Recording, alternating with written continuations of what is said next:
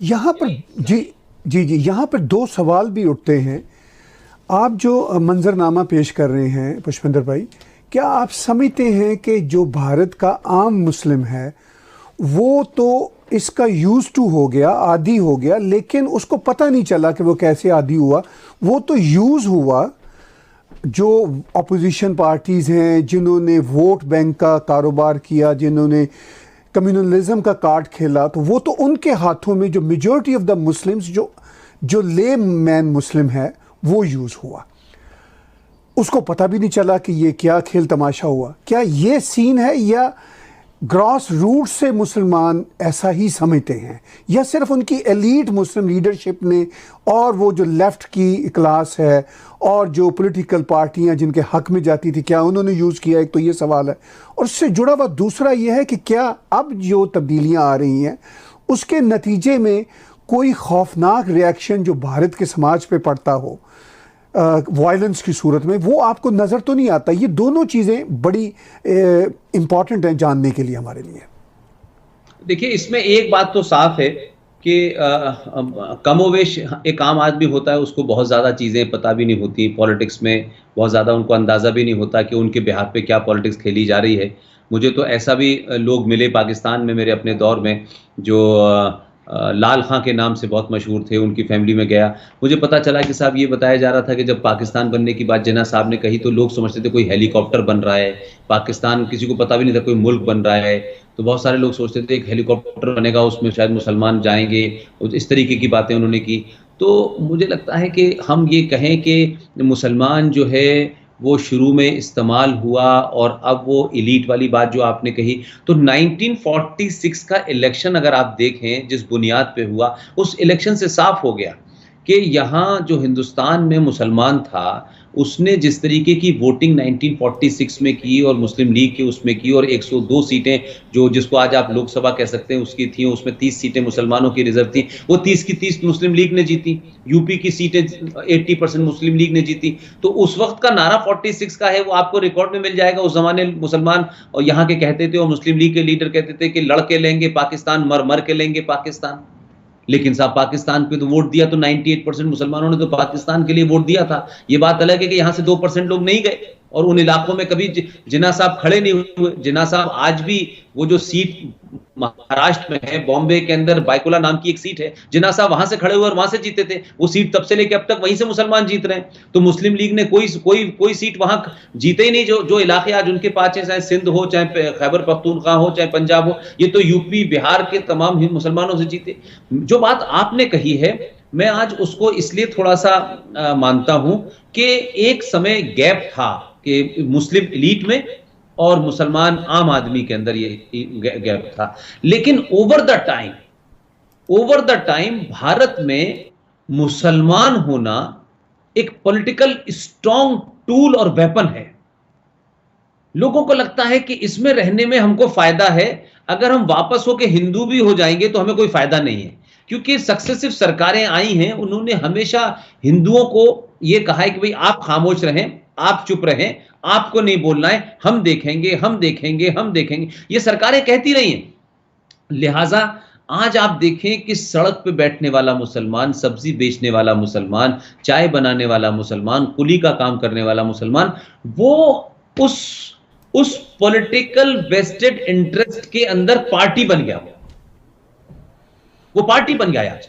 तो मैं इरफान हबीब जैसे पॉलिटिकल जिसे कह सकते हैं कि बहुत ही एलीट लोग थे, लेफ्टिस्ट थे, या आरिफ मोहम्मद खान साहब आज गवर्नर हो गए और वो वहां मौजूद हैं, तो ऐसा नहीं है कि कोई ऐसी मुहिम चल रही हो या कोई ये कोशिश कर रहा हो कि मुसलमानों को हम सच बताएं, सच समझाएं। क्योंकि मुझे लगता है कि एक तो वो मिथ टूटेगा, और अब मुसलमानों की पोजीशन इस देश के अंदर यह है कि जो नारे हमने कभी बचपन में सुना करते थे बहुत पहले, वो नारे अब सरे मंजर लग रहे हैं।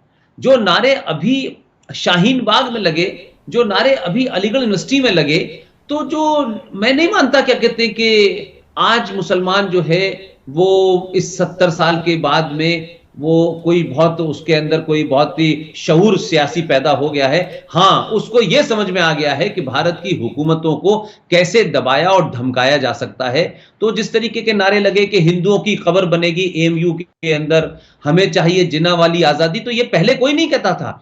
अब शायद लोग इसलिए कह रहे हैं कि अब उनके पास विक्टिम कार्ड खेलने का ओपन मौका है। और विक्टिम कार्ड इसलिए खेलते हैं कि भाई देखिए साहब, प्राइम मिनिस्टर है, एंटी मुस्लिम है, बीजेपी है, आरएसएस है। तो ये आरएसएस और बीजेपी, विश्व हिंदू परिषद का नाम लेकर के इनको दुनिया में सिंपैथी लेने, और वो तमाम लेफ्टिस्ट जो हमेशा से इन फोर्सेस के खिलाफ रहे हैं, जिन्होंने एक नैरेटिव गलत बनाया है, वो कभी भी अब इनको निकलने नहीं देंगे।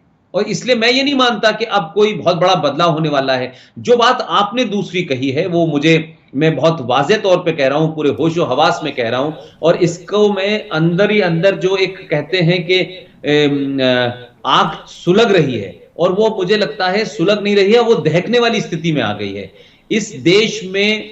ताहिर भाई, मैं नहीं जानता मेरी बात गलत हो, मैं अक्रॉस जितना लोगों से मिलता हूं, जो भी लोग हैं, एक तो लोग होते हैं इमोशनल, भारत माता की जय, हिंदू राष्ट्र, ये तो इमोशनल मानता हूं मैं। लेकिन एक रीजनिंग वाली क्लास है जो सिस्टम में बैठी थी, जो डीआईजी थे, डीजी थे, फॉर्मर ब्यूरोक्रेट्स हैं। आज जब उनका गुस्सा देखता हूं तो नीचे की क्लास में और ऊपर जो हिंदू की एलीट थी उसके बीच का भी गैप कम हुआ है। और आज जिस तरीके से मुसलमानों के गुस्सा खिलाफ कह दें, जो ऊपर के एलीट में है वो नीचे भी है, यानी रिएक्शन जिसको हम कहें, जी रिएक्शन कह सकते हैं। तो मुझे क्या लगता है कि मैं कोई बहुत अच्छे मैं हालात की तरफ ये मुल्क जा रहा हूं, मैं नहीं देखता कि ठीक है, हुकूमत है, हुकूमतों का काम है, पुलिस है, सेना है, ये तो एक फेस होता है। लेकिन सोसाइटी को कभी पुलिस नहीं चलाती है, सोसाइटी को कभी संविधान नहीं चलाता है। सोसाइटी अपने अंदर एक ऐसे हालात पैदा कर लेती है कि उसको बात बात में कानून, बात बात में आईपीसी की जरूरत नहीं पड़ती है। लेकिन अब मुझे लगता है कि ये मुल्क मेजॉरिटी को हजारों साल के बाद अपने होने का एहसास हो रहा है। उनको लग रहा है कि जो बातें हमने सुनना तक हमारे लिए अलाउ नहीं था, अब हम बोलेंगे, जोर से बोलेंगे, और बड़े बड़े लोग, बड़े पैसे वाले लोग, बड़े पढ़े लिखे लोग, वो तमाम सारे लोग इस पूरे मूवमेंट में शामिल हो गए हैं। इसलिए आज भले ही टेलीविजन ने इतना लोगों को अवेयर कर दिया हो, और ये जो सोशल मीडिया है इसने अवेयर कर दिया हो, तो छोटी सी बात का काउंटर आता है, खटाक से आता है, रीजन के साथ आता है। तो मुझे लगता है कि ये देश, आप माने या न माने, ये देश सिविल वॉर की तरफ बढ़ रहा है। वो कब होगी मैं नहीं जानता, लेकिन सोसाइटी में गुस्सा इसलिए है कि उसको इस बात का अफसोस है कि हमने सब कुछ किया, हमने टैक्स दिया, हमने मुल्क बनाया, हमने सड़कें बनाई, हमने रेलवे, लेकिन कुछ लोग इस मुल्क को सिर्फ इस्तेमाल करने के लिए भरे हैं कि ये नहीं मिला मुल्क तोड़ देंगे, ये नहीं मिला हम ऐसा कर देंगे। तो ये जो दबाव है, ये जो धमकी है, ये जो डरना है कि आप सरकारों को डराएंगे, आप किसी नाजायज बात को भी मनवाने के लिए रेलों में आग लगा देंगे, बसों में आग लगा देंगे, तो लोग तो डरे हुए हैं।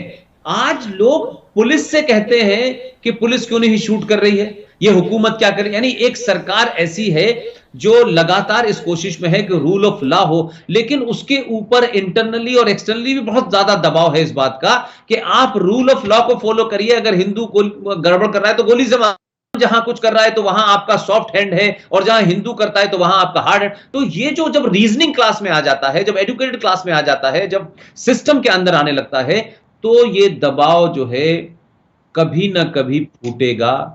और समय समय पे इस वक्त हिंदू आइडियोलॉजिकली, हिंदू अपनी उस एहसासे कमतरी से बाहर निकल करके, उसको जब ये लगता है हम कौन थे, कहां से आए थे, हम किस धर्म के मानने वाले थे, हमने दुनिया को क्या दिया, ये जब उसके अंदर वो पढ़ता है, देखता है, और हम तमाम सारे लोग जब बात करते हैं तो एक अजीब सी उसके अंदर एक कैफियत पैदा होती है, और उसको लगता है कि जैसे उसके साथ धोखा हुआ है। तो वो शायद अब इस धोखे को एक मिनट के लिए बर्दाश्त करने वाला नहीं है, एक मिनट के लिए उसको टॉलरेट नहीं करना चाहता, वो बहुत जल्दी में है। और इस जल्दी की वजह से ही मुझे लगता है कि जो हालात हैं, मैं जिस तरीके के लेक्चर देता हूं, जो लोग आते हैं, मुझे लगता है कि मुल्क के हालात बहुत बेहतर नहीं हैं।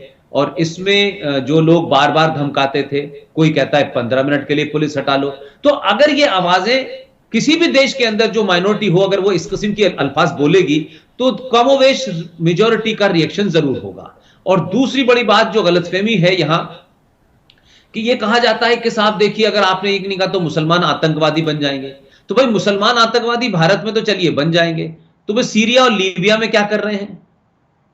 उसामा बिन लादेन क्या किस वजह से बना था? तो ये जो मतलब एक नैरेटिव क्रिएट करने की कोशिश की गई, उसमें मैंने ये कहा बार बार इस हिंदुस्तान में कि देखिए हमेशा ध्यान रखिए कि टेररिज्म जो है वो मेजॉरिटी कम्युनिटी करती है और वही सक्सेसफुल होता है। तो कश्मीर में अगर आतंकवाद सक्सेसफुल हो रहा है तो महबूबा मुफ्ती से लेके अब्दुल्ला और अब्दुल्ला से लेके हुर्रियत, ये तमाम सारे लोग और कमोवेश वहां की सोसाइटी उनको डायरेक्टली इनडायरेक्टली मदद करती है। वो किसी के घर में छुपते हैं, किसी के घर में खाना खाते हैं, कोई हथियार लाता है, जब वो आर्मी वालों से लड़ रहे होते हैं तो पीछे से मुसलमान वहां के पत्थर फेंक के किसकी मदद करते हैं? पंजाब में भी जो टेररिज्म हुआ बिकॉज ऑफ द मेजोरिटी। इन दो स्टेट में हमने टेररिज्म देखा तो एक जगह वहां मुसलमान मेजोरिटी में थे, पंजाब में सिख मेजोरिटी में थे, तो खालिस्तान का पूरा मूवमेंट चला। उस मूवमेंट में 42,000 हिंदू मारे गए, ताहिर भाई इसका कभी जिक्र नहीं हुआ। लेकिन मैं ये कहता हूं कि हजारों सदियों से जो सबसे खामोश कम्युनिटी है, जिसके जहन में, जिसकी किताबों में हिंसा नाम का शब्द ही नहीं है, आप मुसलमानों ने पिछले 70 साल में इस हिंदू को, जिसे आप कायर कहते थे, कावर्ड कहते थे, टिमिड कहते थे, सबमिसिव कहते थे, ये लड़ना ही नहीं चाहता था, ये रिएक्शन ही नहीं देना चाहता था, ये अपनी आवाज में जोर से नहीं बोलना चाहता था, ये जोर से चिल्ला के आपको गाली नहीं दे। आज आपने उसको बैक टू द वॉल ला दिया है और अब वो रिएक्शन करने के अलावा उसके पास कोई रास्ता नहीं है। तो ये मुसलमानों को इस मुल्क तय करना है कि भाई हम किस दूर तक इस देश के हिंदू को लेके जाएंगे। जब आप नारे लगाते हैं, चिल्लाते हैं और क्या क्या नहीं कहते, आप खुल्लम खुल्ला कश्मीर के अंदर नारे लगे कि हमें चाहिए कश्मीर, कश्मीरी मर्दों के बगैर और कश्मीरी पंडित औरतों के साथ, और मस्जिदों से लग रहे थे और देश खामोश था और सेकुलरिज्म जिंदाबाद चल रहा था। दिल्ली में भी सेकुलरिज्म था, पूरे देश में सेकुलरिज्म था। तो ये सेकुलरिज्म जो है इससे सबसे ज्यादा हेट हिंदुओं को है और लोगों को लगता है कि सेकुलरिज्म का मतलब है मुसलमानों की नाजायज मांगों को मानना। लेकिन यही बात माइनॉरिटी के अगर एंगल से देखें तो पंजाबी 2.5% है इस देश के अंदर, पारसी 50,000 इस देश के अंदर, सिख हैं, बौद्ध हैं, जैन हैं, उनको माइनॉरिटी कभी नहीं माना गया। एक नैरेटिव क्रिएट कर दिया कि माइनॉरिटी मींस मुसलमान। तो मुसलमान अगर इस देश में 25 से 30 करोड़ भी है तब भी माइनॉरिटी है, तो आप यूएनओ को भी नहीं मानते, भारत के संविधान। तो ये जो बात आपने कहा है कि इसके क्या इम्कानात होंगे, मुझे लगता है कि अभी हुकूमत है और जो हुकूमत में बैठे हुए हैं वो भी शायद इस बात को सेंस कर रहे हैं, समझ रहे हैं, लेकिन उनकी भी कोशिश ये है कि मेजॉरिटी वोलेटाइल ना हो जाए, क्योंकि आखिर ये मुल्क तो सबका ही है। लेकिन मुझे लगता है कि लंबा गुस्सा है और वो दिन अल्लाह न करे आए, लेकिन बहुत कुछ हो रहा है। और वो चाहे अभी आप हाल के दिनों में देखें कि कोरोना वायरस से लड़ने का मौका आया तो मुसलमानों ने ये कहा कि चाहे कुछ भी हो जाए हम तो इससे लड़ेंगे नहीं, हम तो डॉक्टर को मारेंगे, हम तो पुलिस को मारेंगे। तो ये गुस्सा है लोगों में। जो लोग कल तक पुलिस को बुरा भला कहते थे, आज हिंदू समाज पुलिस के साथ खड़ा हो गया है, आज आर्मी के साथ खड़ा हो गया है और सरकार पे दबाव बना रहा है कि आपको एक्शन करना चाहिए। जब गोली से मार देते हैं तो आपके दो लोग ऐसे उतरते हैं कि कश्मीर में जब किसी को गोली से मारते हैं तो सुप्रीम कोर्ट कहती है नहीं, आप उनके ऊपर प्लास्टिक की गोली चलाइए, और हरियाणा में आप जब गोली से पॉइंट ब्लैंक मार देते हैं तो वहां ना सुप्रीम कोर्ट को ह्यूमन राइट नजर आता है। तो ये फार्स जो क्रिएट किया था, इसके खिलाफ मेजॉरिटी में गुस्सा ही नहीं है, वो रिएक्शन दे रही है। आपने और कहा ये जी, आपने कहा कि खतरा ये है कि मुल्क किसी पोटेंशियल सिविल वॉर की तरफ जा सकता है, और अगर ऐसी सूरत है हो किसी वक्त पोटेंशियली, तो उसका ख़तरा तो और उसका नुकसान तो भारत को ही होगा। क्या कोई ऐसी सूरत हो सकती है, आप समझते हैं, इंटेलेक्चुअल डिस्कोर्स किया जा सके या बात इस तरह की जा सके, एक जो कन्वर्सेशन मुस्लिम्स और हिंदू में बढ़ सके ताकि कुछ अवेयरनेस क्रिएट हो और वो कंट्री को ओन करें, उम्मा की बात बाद में करें, पहले कंट्री की करें? क्या ऐसी कोई पॉसिबिलिटी है? देखिए, इसमें एक सबसे बड़ी बात यह है कि जब बीच बीच में कोई भी मुसलमान लीडर, चाहे वो सियासी हो चाहे मजहबी हो, जब भी कोशिश हुई तो मतलब पहले से शर्त ये तय करके बैठे हम कि हम डायलॉग में जाएंगे लेकिन बात करेंगे कि ताजमहल पे बात हो नहीं होगी और कुतुब मीनार पे नहीं होगी और इस्लाम पे नहीं होगी और मस्जिद पे नहीं होगी और इस पे नहीं होगी और माइनॉरिटी करेक्ट। तो आप ये चाहते हैं कि जो कुछ अपने नाजायज तरीके से ले लिया है वो तो रहेगा ही रहेगा और हमें इसमें ये मिलना चाहिए। तो आप जब इस शर्तों के साथ जाते हैं तो एक तो नहीं होता। अब जैसे मैं अभी आपको हाल के दिनों की बात बताता हूं, आरिफ मोहम्मद खान साहब के बारे में आप जानते हैं, वो आजकल काफी कुछ बोलते हैं, लेकिन मेजॉरिटी मुसलमान जो है वो आज भी हमारे अलीगढ़ यूनिवर्सिटी के बहुत सारे जो दोस्त हैं, जो लेक्चरर हो गए, जो रीडर हो गए, जो प्रोफेसर, वो ये कहते हैं कि देखो भाई, अगर मोदी की दलाली करने से गवर्नरशिप मिल जाती है तो अच्छी बात है, ठीक है, एक मुसलमान कम से कम गवर्नर बन गया। तो दिस इज द एटीट्यूड। अब अगर कोई रीजनिंग की बात आरिफ मोहम्मद खान भी कह रहे हैं या मौलाना वहीदुद्दीन ने बहुत कुछ किया, ये चीजें इसलिए फेल हो रही हैं कि आप सब कुछ, यानी आप पूरे देश में 57 सड़कें अगर दिल्ली में अब मुगलों के नाम उन्हें बरकरार रखना चाहते हो, पूरे बख्तियार खिलजी का नाम बरकरार रखना चाहते हो, तो तुम तमाम उन तमाम क्या कह सकते हैं कि उन शख्सियतों को जिंदा रखना चाहते हो जिन्होंने इस देश को लूटा है, जिन्होंने हिंदू को मारा है, औरतों को लूटा है, रेप किया है। तो कभी कभी ऐसा लगता है कि शायद कोई रीजन जो है वो शायद अब इसलिए प्रिवेल नहीं हो पा रहा है कि मुसलमान 70 साल में इस देश की कमजोरियों को समझ गए हैं, हिंदू को समझ गए हैं, पॉलिटिकल पार्टी के वेस्टेड इंटरेस्ट को समझ गए हैं, लिहाजा और पूरी दुनिया में इस्लाम का और लेफ्ट का गठजोड़ कहीं नहीं है, लेकिन भारत के अंदर इतना जबरदस्त गठजोड़ है कि जिसे आप सीताराम येचुरी और प्रकाश कारत और तमाम ये जो लोग आपको नजर आते हैं कागजी, ये लोग चाइना के अंदर इस्लाम के साथ कश्मीर चाइनीज क्या कर रहे हैं इसका जिक्र नहीं करते। अगर कुछ हिंदू खड़े होकर कहें कि यहां नमाज नहीं पढ़ सकते तो इसे इंटॉलरेंट में आप काउंट करते हैं। तो हिंदुस्तान का मुसलमान चाइना को क्रिटिसाइज नहीं करता, चाइना के खिलाफ नहीं बोलता। पाकिस्तान के अंदर मुहाजिरों के साथ इतने लोग मारे गए लेकिन हमने एक भी धरना प्रदर्शन नहीं भारत में देखा। इजराइल की गोली से अगर फलस्तीन में कोई मर जाए तो यहां का मुसलमान सड़कों पर जुलूस निकालता है। यहां के मुसलमान ने तो हिंदुस्तान की हुकूमतों को इतना डराया कि 25 साल तक यहां की हुकूमत ने इजराइल से संबंध रखे लेकिन पब्लिक नहीं किए। लेकिन यह अब शख्स आया, इसने सरे मंजर कर दिया रिश्तों को। तो मुझे लगता है कि मुसलमानों में रीजनिंग प्रिवेल अब नहीं होने वाली, क्योंकि इस बार्गेनिंग के अंदर ही उन सब का सर्वाइवल है। तो आप अहले हदीस कह दें, आप देवबंद कह लें, आप बरेलवी कह दें, आप अलग अलग दुकानें कह लें, लेकिन आखिर में आकर के ये सब एक ही साथ खड़े हो जाते हैं। तो ये बार्गेनिंग पावर को अपनी बनाए रखना चाहते हैं, क्योंकि उस बार्गेनिंग पावर में हिंदुस्तान की हुकूमत ने 70 सालों में ये मैसेज दे दिया है कि हम कितने भी पावरफुल हो जाएं, हमें 303 सीटें मिल जाएं, हमें 500 सीटें मिल जाएं, लेकिन भाई हम जो है बहुत कोई ऐसा काम नहीं करेंगे जिससे ये नाराज हो जाएं। अब इसकी एक मिसाल मैं आपको देना चाहता हूं। अभी भारत की हुकूमत है, उन पे कहा जाता है कि साहब ये हिंदूवादी हुकूमत है। इस हुकूमत ने भी पाकिस्तान के 2 शहरी सलमा आगा और शामी को, अदनान शामी को यहां की नागरिकता दे दी। लेकिन पिछले 30 साल से एक महिला अपने ही देश से निकाली गई है, उसने कोई रिलीजियस कॉन्टेक्स्ट में कोई बात नहीं कही है और वो दुनिया में भागी भागी घूम रही है। और हमारे यहां महिला की बड़ी पूजा होती है और महिला के अधिकारों की, वो इस मुल्क में रह रही है, लेकिन यहां की सरकार उसे एक महीने का परमिट देती है।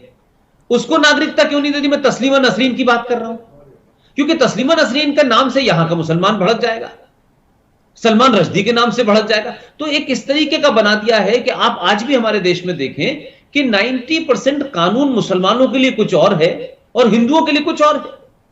कागज पे देखने को एक लगता है। तो जो बात आप कह रहे हैं कि इनके बीच में से कोई अगर सेनर एलिमेंट आता भी है ना, तो ये उसको निगोशिएटिंग टेबल पे लाने नहीं देना चाहते, क्योंकि उनको लगता है कि उस इंडिविजुअल का तो फायदा हो सकता है लेकिन पूरी कौम का फायदा नहीं हो सकता। तो इस तरीके, अब जैसे दिल्ली के अंदर आप सोचिए, दिल्ली जैसी जगह में ताहिर भाई, यहां आप अपने घर के सामने 1 इंच जमीन पे अपनी बाउंड्री वॉल नहीं बढ़ा सकते, लेकिन दिल्ली के अंदर इस पॉलिटिकल डिस्पेंसेशन के अंदर, इस वोट बैंक की राजनीति में 5.5 एकड़ जमीन पर रोहिंग्या मुसलमानों ने कब्जा कर लिया है। और इस दरमियान में लोग अपने घर जा रहे हैं, माइग्रेशन की प्रॉब्लम हो रही है, माइग्रेंट जा रहे हैं, आ रहे हैं। माइग्रेंट वही जा रहे हैं ना जिनका घर है, तो फिर ये दिल्ली में इतने सारे माइग्रेंट कहां से आए हैं ये पता नहीं रहा कोई। और इनको खाना दिया जा रहा है। तो रोहिंग्या मुसलमान और बांग्लादेशी मुसलमान दिल्ली के अंदर बिना परमिट के बिना उसके रह रहा है, जमीन घेरी हुई है, कोई बोलने वाला नहीं है। लेकिन सीएए के अंदर अगर पाकिस्तान से रेप के विक्टिम, लूट के विक्टिम, मारपीट के विक्टिम हिंदू आ रहे हैं, सिख आ रहे हैं, तो उनको नागरिकता दी जा रही है, तो भी हिंदुस्तान में मुसलमान उसको विरोध कर रहा है, इंटेलेक्चुअल मुसलमान विरोध कर रहा है, जबकि उसमें तो कोई बात एंटी मुस्लिम नहीं है। तो ये जो मैंने कहा कि ये जो मुसलमानों का विरोध है, ये एक पॉलिटिकल बार्गेनिंग का स्ट्रॉन्ग टूल बन चुका है, जो 70 साल में सेकुलरिज्म की दुकानों ने इनको बांटा है, इनको पिलाया है। अब वो उसको छोड़ना नहीं चाहते। इसलिए मैंने शुरू में कहा ये नशे की उस कैफियत में जा चुके हैं कि इस नशे में इनको मजा है, लिहाजा हम नहीं छोड़ने को तैयार हैं। अब कोई बहुत बड़ा शॉक लगे, कोई जर्क लगे, कोई बिजली का करंट लगे तो शायद हो, लेकिन इस सरकार के दौर में छोटे छोटे झटके लगे हैं, लेकिन वो अभी भी ये मानते हैं कि हम वापस आ जाएंगे। कितने दिन तक और है?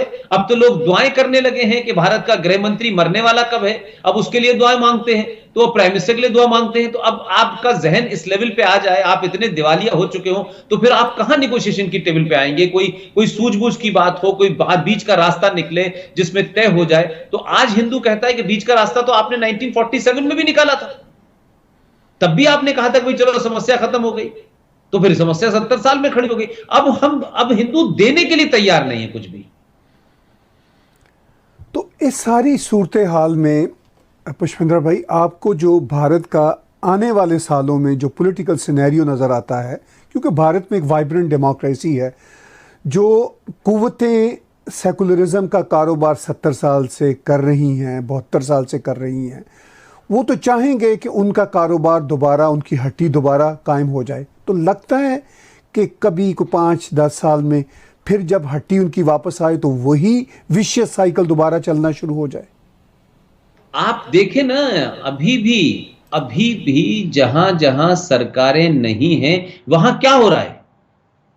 नंगा नाच हो रहा है वहां सेकुलरिज्म के नाम पे।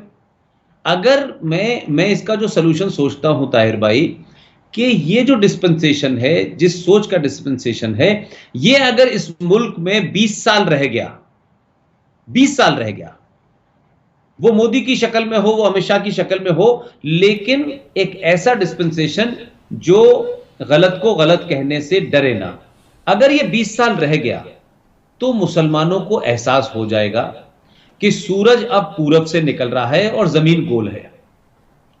ये जमीन चपटी है और पूरब वहां से नहीं निकल रहा है, ये गलतफहमी से बाहर आएंगे।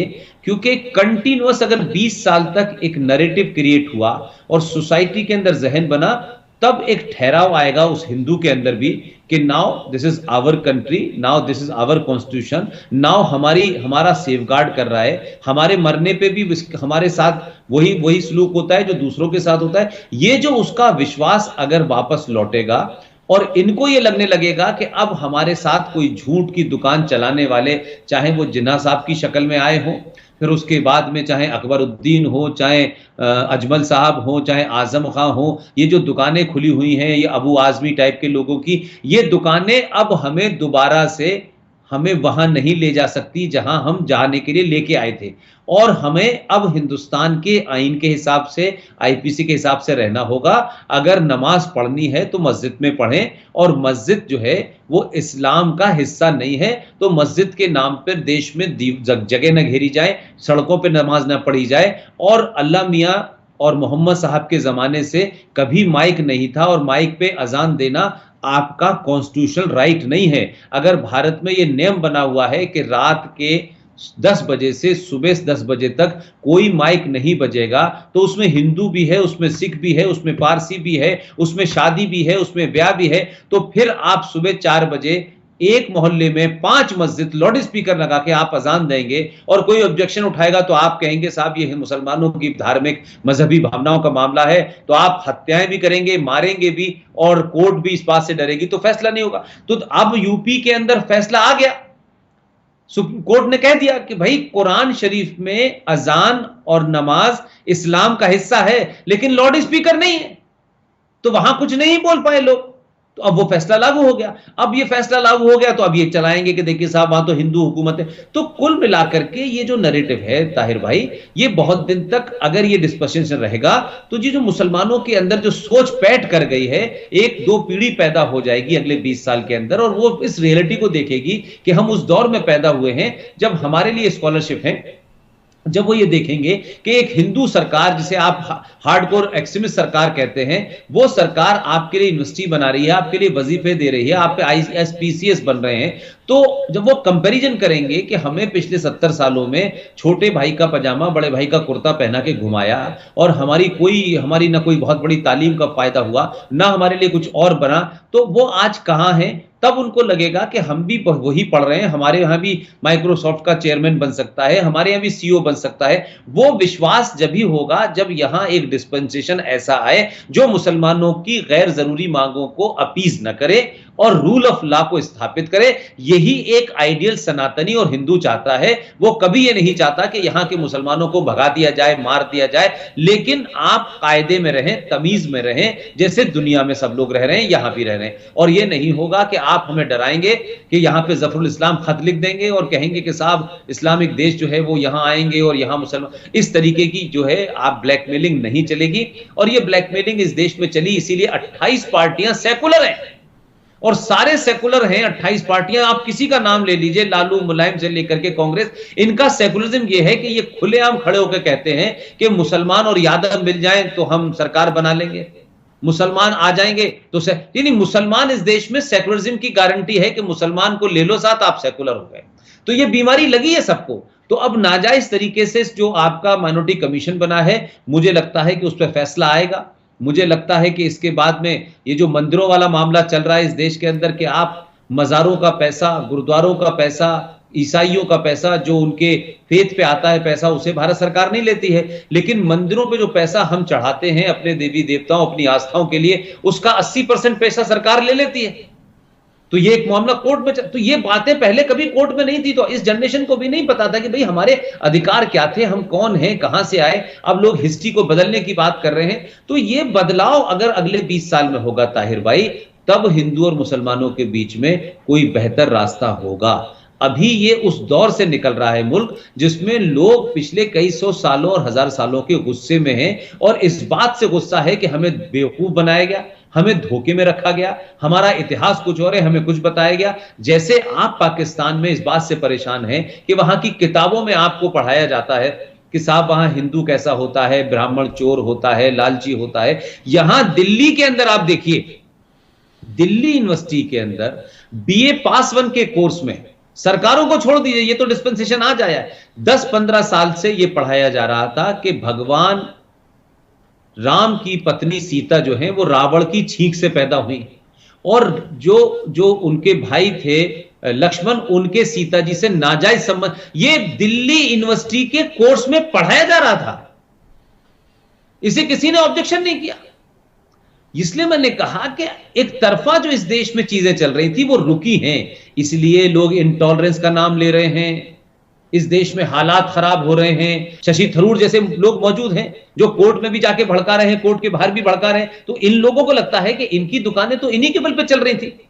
तो अगर सत्ता चली गई है तो मुसलमान को जितना भड़काएंगे और मुसलमान जितना इस देश में हुड़दंग और दंगा करेगा, उससे ये सरकार भी थोड़ा सा बैकफुट पे आएगी और बाहर दुनिया भर में बदनामी होगी। तो ये, लेकिन नरेंद्र मोदी के साथ में यह है कि वो शायद मेरा ख्याल है 15 साल अपनी ट्रेनिंग ठीक ठाक करके आए हैं, लिहाजा इतनी आसानी से डरते नहीं है, इतनी जल्दी अपोलोजिस्टिक नहीं होते, थोड़ा वक्त लगाते हैं। तो उस वजह से एक ऐसा सामना हुआ है 70 सालों के बाद कि मुझे लगता है कि ये अभी थोड़ा सा जल्दबाजी होगा कहना, लेकिन मैं सिर्फ अभी इस नतीजे पे पहुंचा हूं कि ये जो हम अवेयरनेस क्रिएट कर रहे हैं ये मुसलमानों के खिलाफ नहीं है। आज हमको भी लोग थ्रेट देते हैं, हमको भी गालियां देते हैं, हमको भी कत्ल करने पे नाम रख देते हैं। तो भाई कहते हैं तुम पढ़ने नहीं चाहते, तुम सच बात नहीं बोलना चाहते, कुरान में लिखा है वो भी नहीं बोलना चाहते, तुम कुरान को अपने हिसाब से इंटरप्रेट करना चाहते हो। तो भाई कुरान शरीफ तो कोई भी पढ़ सकता है, उस पर ये थोड़ी अल्लाह ने कहा था कि ये सिर्फ इसको रहमत भाई और अरफान भाई पढ़ेंगे।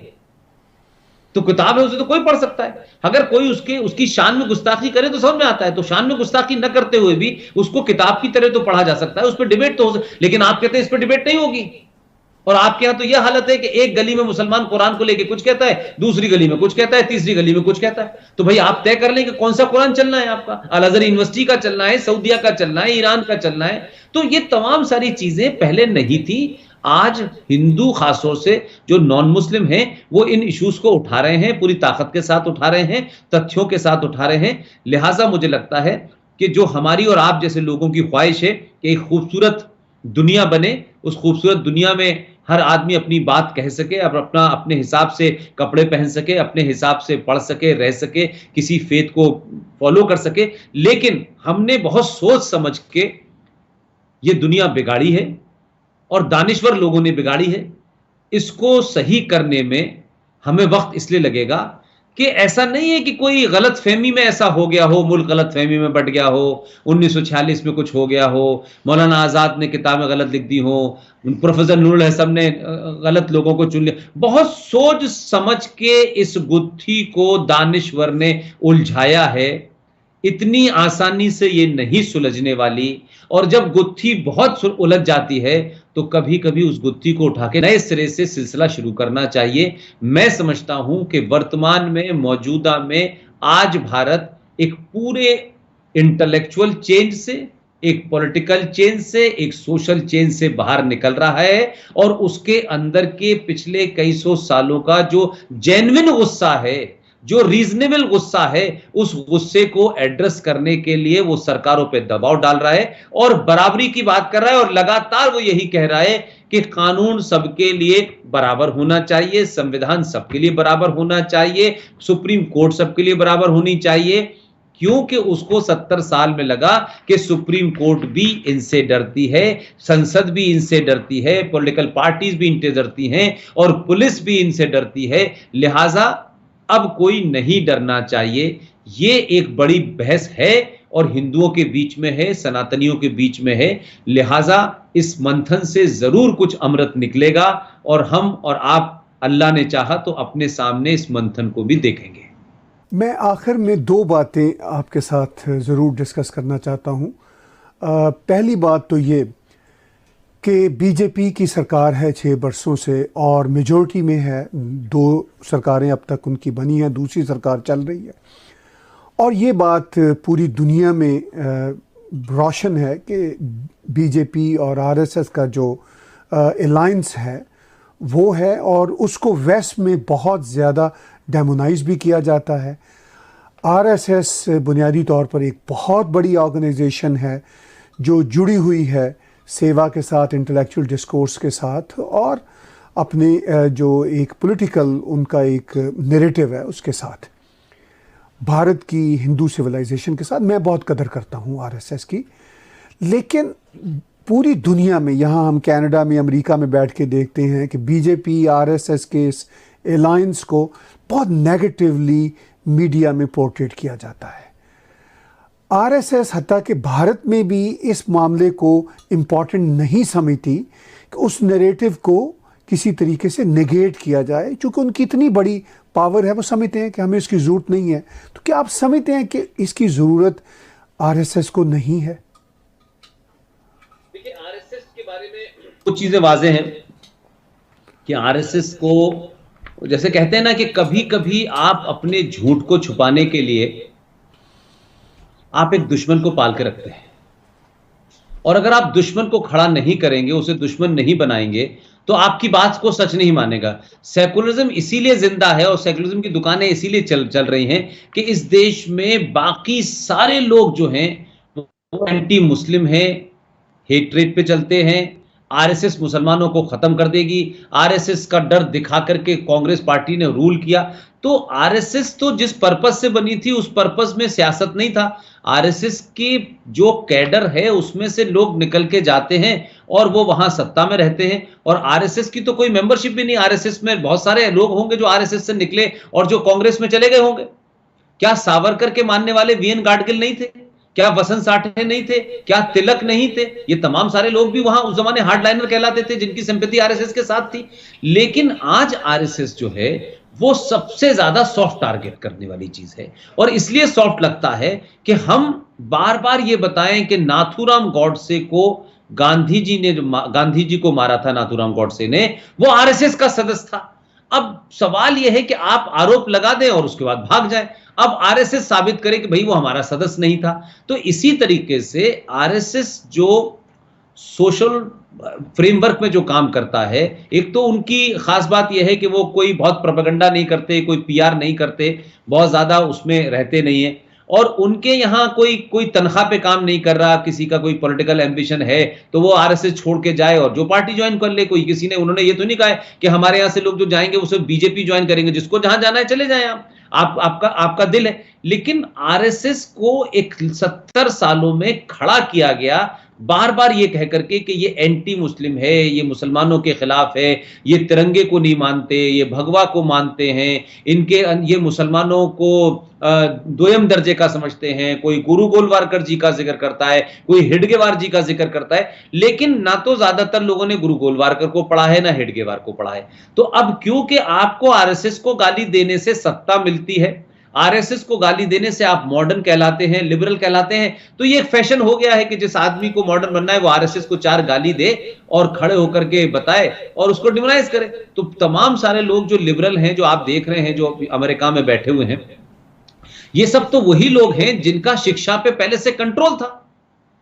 तो इस देश की शिक्षा पॉलिसी को चलाया किसने? उन्हीं लोगों को अब वजीफे मिलते थे, उन्हीं लोगों को स्कॉलरशिप मिलते थे, उन्हीं लोगों की यहां पे पीएचडी कराई जाती थी। तो हिंदुत्व को लेकर के, इतिहास को लेकर के, सनातन को लेकर के, या जो नेशनल जो व्यू था, नेशनलिस्टिक जो आपका अप्रोच थी, उसको लेकर के यहां तो उसको तरजीह नहीं दी जाती थी, उसको फ्लोट ही नहीं किया जा सकता था। तो उसी तरीके के लोग थे कि आरएसएस के खिलाफ बोलो, हिंदुत्व के खिलाफ बोलो, हिंदुत्व को गाली दो और ये पाखंड बताओ, मंदिर पूजा पद्धति, ये तमाम सारी चीजों से एक हेट्रेड क्रिएट की गई, लिहाजा वो चल रहा है। तो आरएसएस को मैं आज भी कहता हूं कि जो काम आरएसएस ने किया, आप ये तो नहीं कह सकते कि आरएसएस ने जिस वक्त इसकी 1925 में नींव रखी गई होगी तो उस दौर से लेके इसमें बदलाव नहीं आए होंगे। बहुत सारे बदलाव आए होंगे। 1925 में जरूरत कुछ और रही होगी, 1950 में जरूरत कुछ और रही होगी, 1970 में रही होगी, और आज तो बदलाव तो आए होंगे। लेकिन कोर क्या है उनका कोर ये है कि वो ये नहीं पूछते जब खाना बांटने जाते हैं कि ये राशिद भाई को दे रहे हैं या रामलाल को दे रहे हैं, श्यामलाल को दे रहे हैं।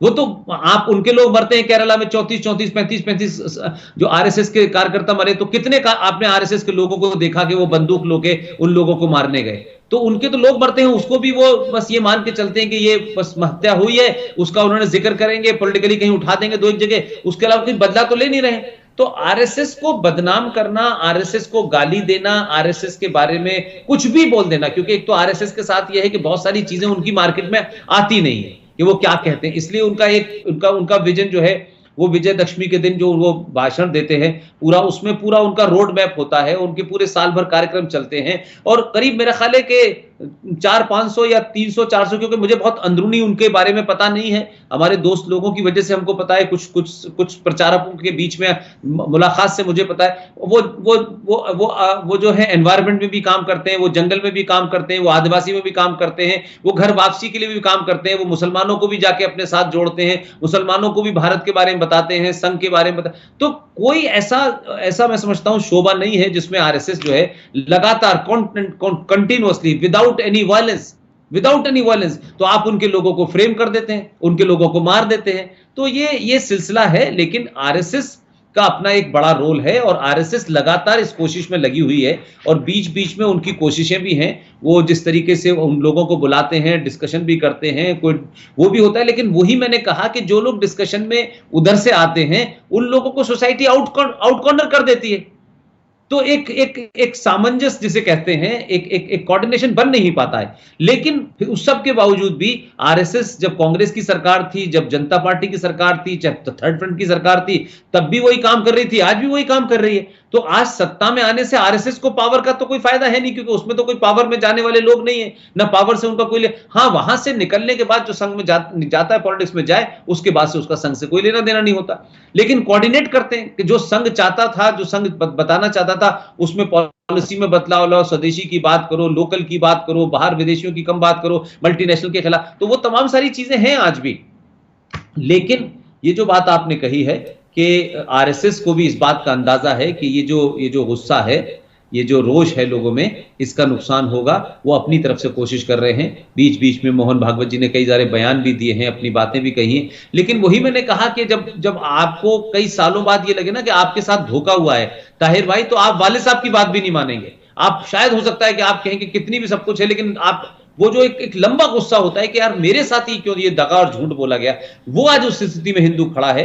अगर मैं समझता हूं, मैंने पहले ही कहा कि ये ऐसा ना हो, लेकिन मैं थोड़ा सा आप रियलिस्टिक हूं, तो मैं मानता हूं कि हालात उधर बढ़ रहे हैं, भले ऐसा ना हो। लिहाजा आरएसएस की कोशिशें हैं, दूसरे लोगों की भी कोशिशें हैं, सरकार भी जिस तरीके से सरकार पर दबाव है हिंदुओं का, मैं समझता हूं ये पहली हिंदुओं की सरकार है, हिंदू मीन्स नेशनलिस्ट लोगों की सरकार है, जो जिसपे सबसे ज्यादा उसका अपने ही लोगों पे दबाव है। वो अपने लोगों के दबाव में है, क्योंकि हम इतने लंबे वक्त के बाद उन्हें लगता है कि अब हम इस मौके को जाने नहीं देंगे, और जो कुछ हुआ है उनका जो है, जब तक आप हल नहीं करेंगे तब तक हम आपको बैठने नहीं देंगे। लिहाजा 2024 का चुनाव जो है वो देश के लिए बड़ा क्रिटिकल होगा। इसलिए मैंने कहा कि ये सरकार अगर कंटिन्यू कर जाती है, तब तो इस देश को तोड़ने वाली ताकतें, इस देश के गद्दार, वो हिंदुओं की शक्ल में भी हो, वो लेफ्टिस्ट की शक्ल में हो, वो वामपंथ की शक्ल में हो, वो मुसलमान की शक्ल में हो, किसी पार्टी की शक्ल में हो, लोग उनको आसानी से छोड़ेंगे नहीं। इसलिए 2024 के बाद इस मुल्क की, जिसे कह सकते हैं कि रियल हिस्ट्री लिखी जानी है। अभी तो बदलाव और जिसे कह सकते हैं कि उथल पुथल मची हुई है। आप यहां ये हो गया, आज एक रोड का नाम बदल दिया, आज एक शहर का नाम बदल दिया, अभी तो सिर्फ इतना ही भर चल रहा है। लेकिन जब तक ये पूरे तौर से नहीं होगा, पूरी डस्ट सेटल नहीं करेगी, तब तक किसी एक बड़े बड़े नतीजे की उम्मीद करना बेईमानी है। इसलिए मैं मानता हूं कि ये सरकार, इसको कोई प्रो हिंदू कहता है, कोई एंटी मुस्लिम कहता है, लेकिन इसने अपने 6 साल की कारकर्दगी में कोई ऐसा सबूत नहीं दिया है कि इसने हिंदुओं को मजबूत कर दिया और मुसलमानों को कमजोर कर दिया, चाहे कॉन्स्टिट्यूशन का मामला हो। लिहाजा मुसलमानों में अगर रीजन प्रिवेल हो जाता है, कोई सेनर एलिमेंट क्रिएट हो जाता है, वो एक दो नहीं, कुछ डालियां नहीं, कुछ मेरा कहने वो लोग जो सोसाइटी में जिनका जोर हो। लिहाजा जो मॉडर्न लोग हैं उनका सोसाइटी में जोर नहीं है। ज्यादातर सोसाइटी में मुसलमानों में वो मुल्ला और मौलवी के उससे ही चलते हैं। लिहाजा वो अभी आप देख रहे हो, ये तबलीगी जमात ने जो खेल किया है उसमें भी मौलवी साहब का वही है। लेकिन दुख यह है कि टेलीविजन पे जो सो कॉल्ड मुसलमान आते हैं पैंट शर्ट पहने हुए, वो भी उन्हीं को डिफेंड करते हैं, वो भी उनके खिलाफ नहीं जाते। तो या तो एक डर है सोसाइटी से अलग थलग होने का, या एक वेस्टेड इंटरेस्ट है। लिहाजा बड़ी बड़ी बातें जो है, चाहे जावेद अख्तर करें, चाहे उनकी अहलिया करें, या और दूसरे लोग करें, तो लोग पूछने लगते हैं आमिर खान को डर जो है सेलेक्टिव लगता है, जावेद अख्तर को भी डर सेलेक्टिव लगता है। तो उनकी तरफ से जो आज बहुत जिनको मॉडर्न कहा जाता था किसी वक्त में, वो भी एक्सपोज हो गए। उन्होंने भी अपने चेहरे से वो नकाब उतारा, तो पता चला कि ये भी जो है छुपे हुए जो है खतरनाक लोग हैं। इनकी दाढ़ी नहीं थी, ये अंग्रेजी बोलते थे, इनकी हरकतें वही थी।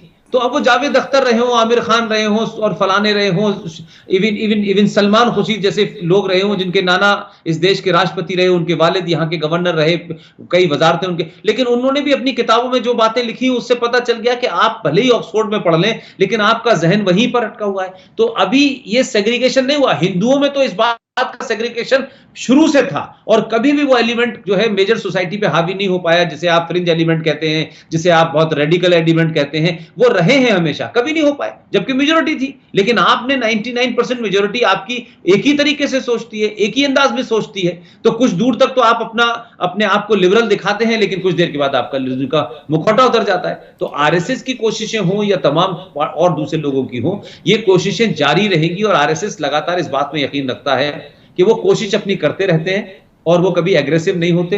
वो ये भी नहीं मानते, क्या कहते हैं, कि जो आज कोशिश है वो उनके जमाने आ जाएगी। वो एक सिलसिला है, पिछले 50-60 साल से चल रहा है, और आज भी चल रहा है। लिहाजा वो घर वापसी की बात जब करते हैं, तो घर वापसी में जाकर के किसी को रिश्वत नहीं देते, वो यही बताते हैं कि तुम्हारे पूर्वज थे। और अब तो ओपन कहा जा रहा है कि भाई मुसलमानों, तुम ये मानो कि तुम्हारे बाप दादा पुरखे गजनी था, गौरी था, औरंगजेब था, या बाबर था, या यही के लोग थे।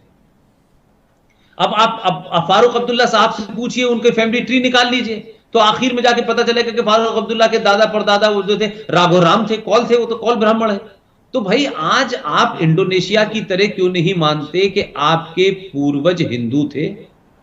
आपका कल्चर ये था, आपने अपनी पूजा पद्धति बदल ली है। तो कोई भी हिंदू यह नहीं कह रहा कि आप नमाज क्यों पढ़ते हैं, आप नमाज पढ़िए, लेकिन नमाज पढ़ के आप ये कहें कि सिर्फ मैं और मेरा, इसके अलावा कोई नहीं, तो फिर कन्फ्रंटेशन बढ़ेगा। और ये सिर्फ हिंदुस्तान में नहीं ताहिर भाई, आप देखें पूरी दुनिया में इस्लाम को लेकर के मुसलमानों ने जिस तरीके से जलील हो रहे हैं, मैं समझता हूं उनके पास कोई जबान इस तरीके का नहीं है कि वो अपनी बात को ये कह सके कि नहीं हम बड़ा लॉजिकल है। आप करते रहिए, कौन दुनिया में आप पे यकीन कर रहा है, सब लोग आपके बारे में क्या कह रहे हैं। तो अब अगर आपने तय कर लिया कि नहीं हमें नहीं सुधरना, तो इससे फिर अल्लाह ही बचा सकता है। बिल्कुल ठीक कहा आपने। बिल्कुल आखिर में मैं जानना चाहूँगा पुष्पेंद्र भाई, आपने पाकिस्तानी मीडिया के साथ भी काम किया, हमें मुख्तसर लफ्ज़ों में बताइए कि क्या वो एक्सपीरियंस रहा और भारत के मीडिया के साथ काम करते हुए आपको क्या फ़र्क महसूस हुआ। अगरचे मैं आइंदा आने वाले कुछ शोज़ में आपसे बातचीत जारी रखूँगा, मगर आज इस हवाले से भी जानना चाह रहा हूँ। देखिए, पाकिस्तान का जो इंग्लिश मीडिया है ना, उसको देख करके लगता है कि ये वो पाकिस्तान नहीं है जिसको इस अखबार में लिखा गया है, पाकिस्तान के इंग्लिश मीडिया को।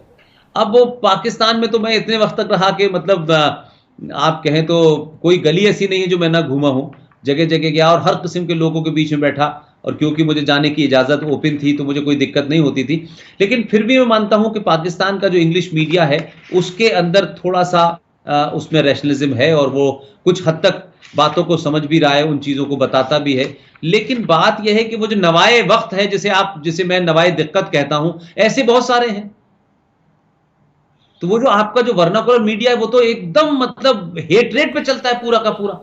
और आपके यहाँ जो तनकीद, जो गुस्सा, जो हुकूमत के खिलाफ जिस तेजी से लिखते हैं आप लोग, और मैं इसलिए आपके यहाँ बहुत ईमानदारी से कहता हूं ये बात कि पाकिस्तान में तो मोरलेस डेमोक्रेसी रही नहीं, आपके यहाँ तो डिक्टेटर रहे। तो डिक्टेटर को तो कभी भी इस किस्म की आवाजें सुनने का शौक कभी भी नहीं रहा। लेकिन उस डिक्टेटरशिप के अंदर भी अगर 5% भी मैं कहता हूं लिखने की हिम्मत है तो वो बहुत बड़ी बात है। हमारे यहां तो डेमोक्रेसी रही, तो हमारे यहां तो इतना मीडिया की बात कही जाती है, लेकिन आज भी हमारे यहां मीडिया के अंदर नरेटिव तो एक ही चलता है, खासतौर से हिंदी मीडिया और इंग्लिश मीडिया के अंदर भी यही है। हमारे यहाँ तो हिंदी मीडिया भी जो है अल्ट्रा सेकुलर हो जाता है, आज भी नहीं लिखता कि कहीं मुसलमान का, कहीं किसी ने मर्डर किया हो तो मुसलमान का नाम नहीं बताते, हिंदू के मर्डर करने वाले का नाम बता देते मुसलमान। तो ये जो बीमारी है, मैं उसमें मानता हूं कि वहां फॉरेन पॉलिसी को लेके बड़ी स्ट्रांग उनकी वो है। हमारे यहाँ फॉरेन पॉलिसी को लेकर के हमारे यहाँ एक राय नहीं है, बहुत ज्यादा बढ़ते हैं लोग। और खासतौर से हिंदुस्तान को लेकर के मैं समझता हूं कि वहां ना फिर वो हिंदू रहता है, ना इंग्लिश रहता है, ना हिंदी रहता है, वो सब एक ही हो जाते हैं। जैसे हमारे यहाँ ये है कि इंग्लिश मीडिया जो है इस तरीके से लाइन नहीं ले पाता है सरकार की। बात अलग हो कि एडवर्टाइजमेंट का मामला हो तो एक अलग बात है, लेकिन हमारे यहाँ तो बहुत सारी चीज़ों पे चर्चा हो जाती है। अगर पाकिस्तान के मामला से लिखें तो इंग्लिश मीडिया का रोल अलग है। और अब तो मैं ये कहता हूँ कि हिंदुस्तान में मीडिया जो है पूरी तरीके से मनी ड्रिवन हो गया है। यानी हमने ऐसे ऐसे लोग भी देखे हैं कि अखबार जो दुनिया का उनका सबसे पुराना है, उस अखबार के अंदर तो वो कहते हैं अमन की आशा की बातें होती हैं, और चैनल पे बैठ करके वो ऐसा लड़ाते हैं लगता है बम फेंक देंगे यहीं से। तो कभी कभी लगता है कि ये भी वेस्टेड इंटरेस्ट है कि भाई एक तरफ ये भी दुकान चलाओ कि हम भाई भाई हैं, उधर से कुछ गजल गाने वाले आएंगे, इधर से कुछ गजल सुनाने वाले चले जाएंगे, और यहाँ आएंगे, यहाँ बैठेंगे, यहाँ की एलीट के साथ बैठेंगे, वहाँ की एलीट के साथ बैठेंगे। तो ये भी एक हमारे यहाँ अखबारों में इंग्लिश में चलता रहता है। लेकिन उन्हीं अखबारों के जो टेलीविजन है उसके अंदर भी ये हाल देखा मैंने कि यहाँ ऐसा लगता है कि जंग छिड़ जाएगी। और अब तो एक ऑर्गेनाइजेशन ने 2-2 चैनल खोल लिए हैं, एक चैनल पे मॉडर्न व्यूज आता है, एक पे हार्डलाइन। तो एक तरीके से मैं कहूंगा कि फिर मैं इसको सहाफत नहीं कहता, फिर मैं इसको कहता हूं कि प्योर ये बिजनेस है। उस बिजनेस में नेशनलिज्म बिक सकता है तो नेशनलिज्म बेचो, कम्युनलिज्म बिक सकता है तो कम्युनलिज्म बेचो, पाकिस्तान की हेटरेट बिक सकती है तो वो बेचो, दोस्ती बिक सकती है तो अब दोस्ती कम बिक रही है। तो आपकी सब आप देख सकते हैं कि उसका एक अपना चेहरा है। लेकिन अगर आप मुझसे पूछे ईमानदारी से कि पाकिस्तान का इंग्लिश मीडिया अभी भी भारत से सुपीरियर है, और मैं खासतौर से उनके एडिटोरियल पेज और उनके आर्टिकल्स की बात कर रहा हूं।